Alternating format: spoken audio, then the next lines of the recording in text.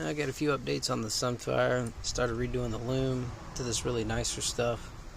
Get rid of all this cheap corrugated stuff, and also all this crap will eventually wear holes in your wiring over time. Other things we've done, I did got some new NGK spark plugs in there, new overflow tank, degreased a lot of it, got it all cleaned up nice. Got a new fuel pressure regulator coming, that one's leaking.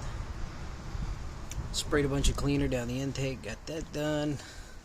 Running a little better. Got a new exhaust manifold. I got it cleaned up a little bit on the inside. It was super rough. And gonna get that put on soon. And did some more stuff. Little stuff with HP tuners. Just disabling vats and changing up the coolant fan temperatures when they cut on, so they cut on a little bit sooner so it doesn't run as hot.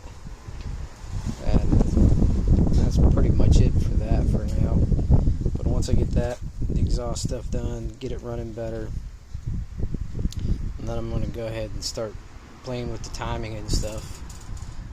And that's it for now though. Oh, and did forget, here in the near future, can't decide if I want to do an AEM cold air intake or the K&N, but one of those. Also should be ordering a KW suspension for it here pretty soon.